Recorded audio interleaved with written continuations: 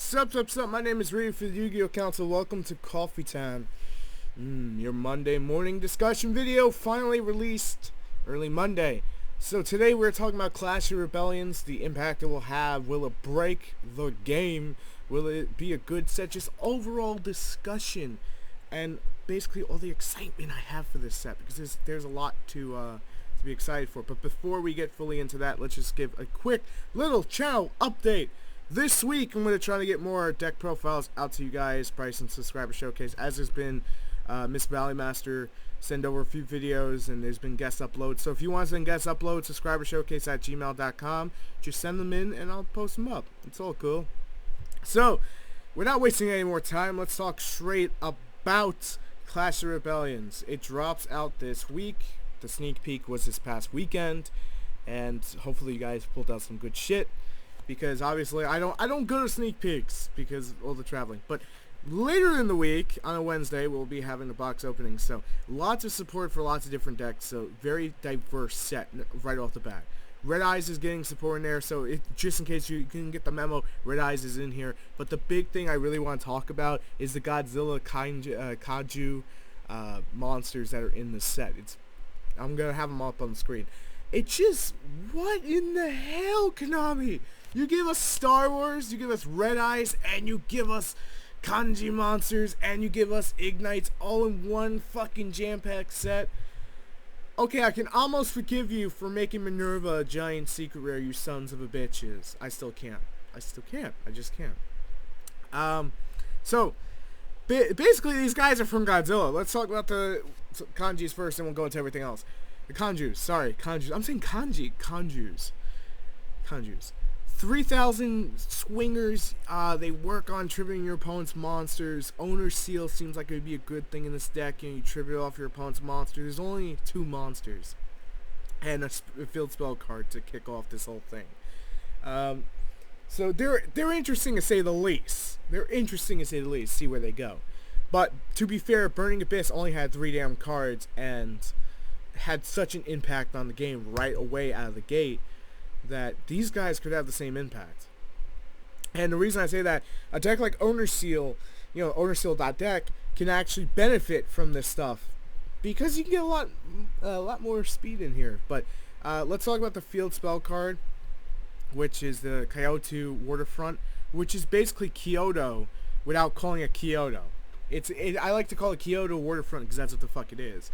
For those of you who can't read it on screen, because I know it's a little blurry, it's in a different language, each time a card is sent from the field to the graveyard, you can place 1 kanji counter on this card. Kanju! Why do I keep saying kanji? Kanju counter on this card. Max 5 of them, and then once per turn, when there are 3 or more kanju card counters on this card, you can add 1 kanju monster from your deck to your hand. So, if we look at the kanju monsters that are on your screen, most of this should be on your screen. One of them's level 7, one of them's level 8, meaning trading in Sacred Swords. Engine Alive is a thing. It just, you could use both of those. Confirmed for Blue Eyes support. In all honesty, I'm really thinking about putting this something like in Blue Eyes because of just the usage for it. I know there's probably better decks, ones that quote-unquote self-destroy stuff, because each time a card's sent from the graveyard, it doesn't care what, it doesn't care, as long as it's from the field to the graveyard. So, the biggest benefit from this card, in all honesty, which some of you are going to just look at me crazy and I really do want to build it, is Fire Kings. Fire Kings have some real fun with this right off the bat. Because Fire Kings destroy themselves, you can play Terraform when you get to the field, that gives you Kanjus, you can use the Kanjus for more speed, or just tributing out threats that would be on your opponent's side. So, there's that. So they're pretty interesting. Till they get more support, it's kind of hard to say what exactly they'll do. Ignites are the big thing of the set. All different rarities kind of remind me of Six Samurai. A Romage are in this set. We're going to talk about all that stuff. There's Toon Cyber Dragon in this set as well. So in case you mixed out on any of that stuff, they're in here. Let's talk about, I think they're called the Cosmos, or the Cosmo. Cosmos? Is it with a K? The Cosmo. I like to call the Cosmos bum bum bum bum bum bum bum bum bum. If you didn't catch that, I like to call them Star Wars. I'm still waiting for the day Konami has the balls to say, we're gonna make a WWE Slam City kind of archetype in Yu-Gi-Oh! Because it would sell. Just because that's how diverse this game is starting to become. Let's be honest, we have Godzilla monsters, we have Dante's storyline from, Hell. Maybe this is the best way to put it. No, in all seriousness, we have Burning Abyss, which are based off that. We have the Cosmos, which are now Star Wars. We have the Noble Knights, which obviously I don't even go any further. Everyone knows what the Noble Knights are. So let's talk about Cosmos, though. Very interesting archetype. They work with emergency teleport, and it's hilarious that they do. Their field spell card's pretty interesting. If you don't know this guy, then it's okay. Yugi514 had sent me a picture of him actually using the deck when it went off. And I think it was Soul Absorption, which we're going to be talking about on Tech Tuesday, probably tomorrow, that he used with this deck, and his life points just went ridiculously high. So if you combine that with something like Ancient Leaf, there's your draw power. So these guys have 5 cards for themselves. That's not bad, all things considering. The Farm Girl, the artwork on these things. I don't really like always talking about artwork because people get pissy about it. The artwork on this thing is fucking gorgeous. I'm kind of tempted to use Necroface when I do build the deck, when it's on Dev Pro and I get to test it, which I'm going to be doing a lot of that this weekend. Well, this past weekend. I'm actually filming this ahead of time to get this out to you guys. So during either player's turn, you can banish this card, special 1 level 4 Cosmos monster from your hand. You can only use the effect of her once per turn, and when it inflicts battle damage to your opponent, you can pay 500 and get a search. She's only got 1500 attack, so, she's going to need a buff. But once per turn, target one. This is the field spell card. Once per turn, you can target one of your banished Cosmos, and then you lose life points equal to it. Once per turn, you can reveal any number of Cosmos monsters in your hand, shuffle into your deck, and draw number of cards equal to the ones you shuffled into the deck. If this card is on the field zone, is destroyed by a card effect, you can add 1 Cosmomoto. Lots of search power, so Mistake and Arrest is a great way to kill this deck really quickly. They have a giant level 7 boss monster as well. It cannot be targeted by opponent's card effects, and during your standby phase, you gain 1,000. If this card is destroyed by battle and card effect, and sent to the graveyard, you can banish this card from your graveyard to special summon 1 level 6 or lower Cosmos monster. So they replace themselves. This thing honestly looks like an X-Wing. Congrats, Konami. Congrats. Oh, did I say this one also looks like an X-Wing? I'm not really too keen on all the Star Wars stuff. My son's getting into it. So we just started watching the movies again, and I was never a huge fan, but these look like a lot of those spaceships. If this is Cosmos Slip Rider, because I want to do a general overview of the whole set here. He's got 2100 and 2300 attack. The image wasn't so clear. And it's level 5. It's machine. Can we say limit removal? Nah. If this card is almost summoner special, you can target one spell or trap on the field and destroy it. So he's a walking, talking MST, and if it's destroyed by battle, you know what it does. You can banish it, and then you get another Cosmos. So if you combine that with Soul Absorption, you'll gain 7, and you'll gain a Surge. And then there's Good Witch, which is the 1800 beater. That says during either player's turn, you can banish this card, special summon 1 level 5 or higher from your hand. You can only use the effect of Cosmos Good Witch once per turn. Once a turn, you can pay 500, target 1 face-up monster in the field your opponent controls, and change it face down. That secondary effect is the reason I like this. And the main reason I say that is it could pretty much be used as a side card while also being themed. Now, these guys all have honest, ability in them built in. And things like Necroface also help you bring stuff back. They're all psychics, so there's psychic support for them. So there's a lot of cool stuff to be, to be happening with them. It's just to see where they go. I can't really talk more about them than that, just for the sheer fact I haven't had the chance to really test with them. I'm just going on what I know. So this set also brings us Chicken Race, which I believe is called Chicken something. I forgot what the fuck they named it. It was really stupid what they named it. I'm going to actually pull it up on your screen. Some of you are going to be screaming like, we see it, but you don't see it. Because I'm recording the audio first, just to be fair. No, but it feels like we're going into an OTK format because it's going to be common. Unless Konami just does an emergency ban hit and goes, nope, fuck Chicken Game, or fuck the other one. So Chicken Game, Wavering Eyes, and Mistaken Arrest are like the big 3 cards that scared me in this whole set. And there's actually a reason I say that. From a meta aspect, because Chicken Race just opens OTKs, and some of you will say, but it's not completely viable. Here's the thing, not every OTK needs to be completely viable, but if enough people play it, then the viability will rise, and then it will become an issue. Well, it will rise and then become an issue. So that's definitely something you want to take into account. So definitely be ready for it. So obviously, if you have seen Chicken Race, you just go see the Blue Eyes Shining build I did with it, just to see how fast it went turn 1, and that's one of the biggest issues right now. That is one of the biggest issues. It doesn't even count on Royal Magical Library half the time, but most of it does. Chicken Race, common, lots of splashability, scares the shit out of me because it opens FTKO 2K. Wavering Eyes, good support for a lot of freaking things called Cleforts and possible magicians later down the line. You got it out of the special edition, or you just saw it out of the special edition. So I think it will cause Cleforts to stop running the 30 floodgates and just mainly run the Towers. I think Towers Turbo is going to come into play, and then when people start signing against that, they'll go back to their trap version. So there's a lot of flexibility there when it comes to the builds. Mistaken Arrest scares me because it basically says no deck can actually play their deck when it comes to searching, but it's a great side deck card at the same time, so I can't really complain. I talked about it on Tech Tuesday, so I don't really need to go any further than that. I'm really excited for this set because of the Red Eye stuff. It's not going to break the game. It's not going to be tier 1. It's going to be like when Blue Eyes came out. That's not an insult. That's just me putting it where it belongs, in all honesty. But I'm very excited for it because it's just fun to play. And after so long, you can actually play Red Eyes. I mean, you could play it before, but it was okay. Playing Red Eyes before is like playing Blue Eyes now, where you have a few good cards, but not enough to really make the deck go where you really want to make it go. And I know people are going to say, but Ryu, there's so much Blue Eyes stuff. You're talking to the guy who put Blue Eyes on the map for a little while, to be fair. I'm not even trying to be cocky about that. I'm the one who advocates for Blue Eyes to always be a thing and, always get more support. So trust me. When I say it, I know what I'm saying. The deck's still playable, obviously. Sapphire helps out, but I'm talking more pure-ended. So that's definitely something. Trick Clown. Common.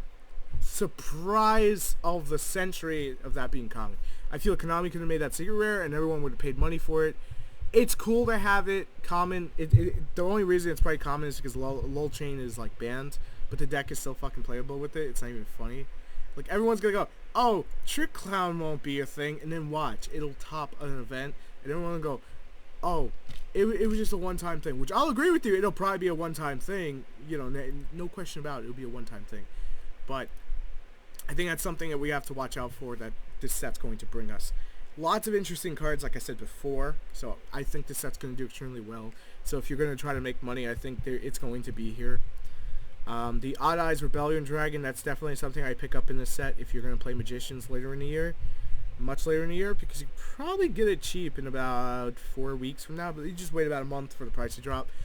Pick it up, put it away kind of thing for a rainy day, wait for that to come, and then just play it.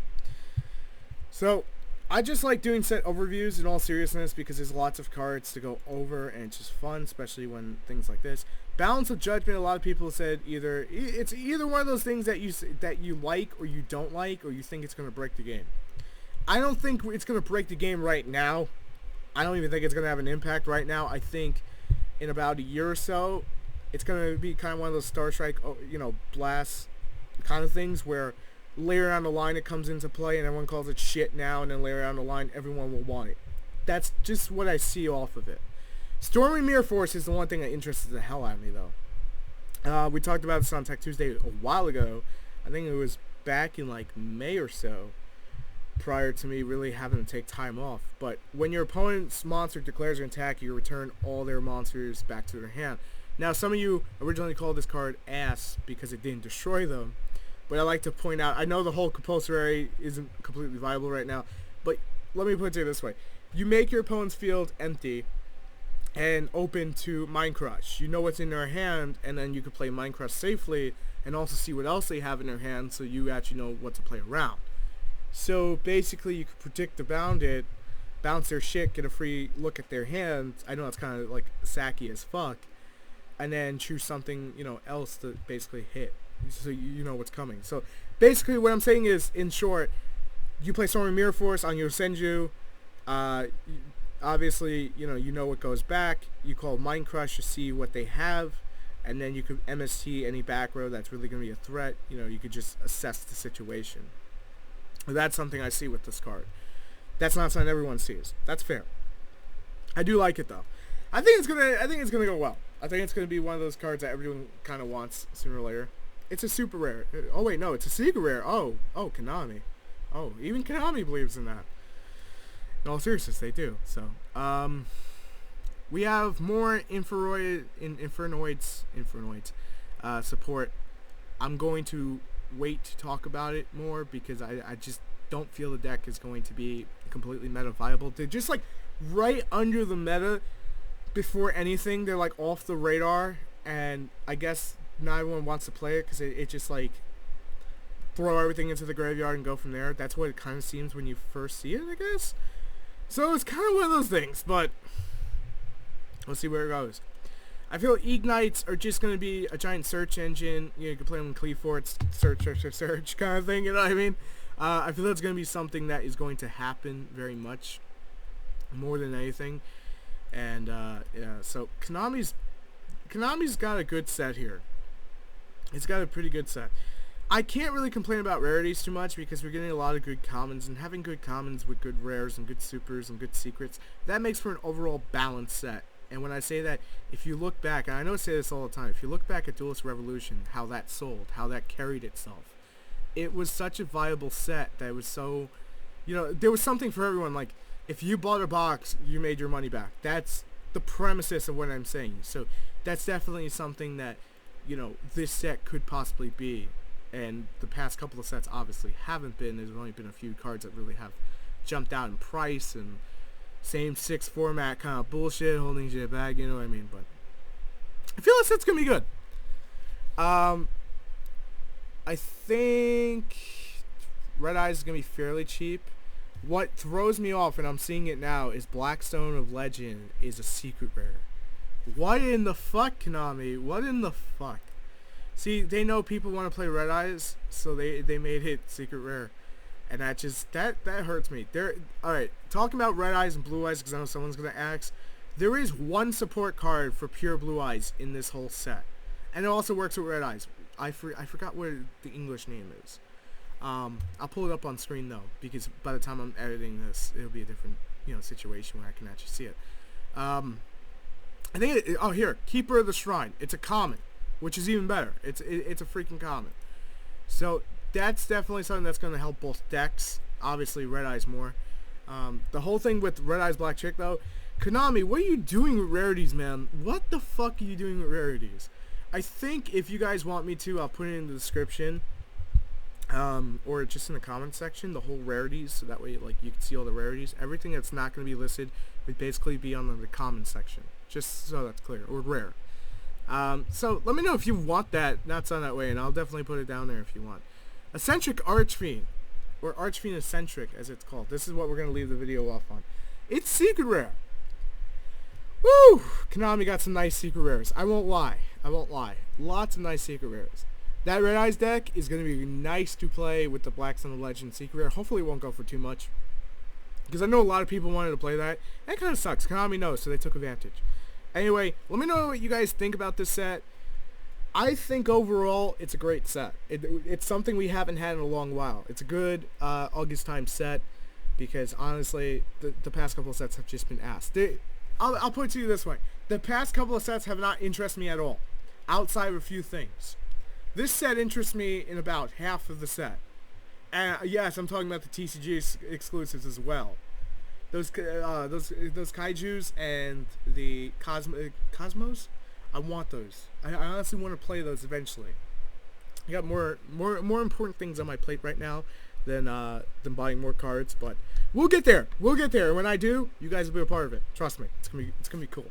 Anyway, thank you guys for watching. Take a time out of your day. Hope you have a good Monday the rest of the day. I'm going to figure out what else to put on this channel at the end of the day. So, coffee time confirmed for early Mondays if you guys show your support, if you guys enjoy it, if you guys just basically enjoy the video in general. If you're up early enough to enjoy it, I want to make sure everyone's able to see it. That's always been the premises of coffee time. Thank you guys for watching. Catch you later. Peace.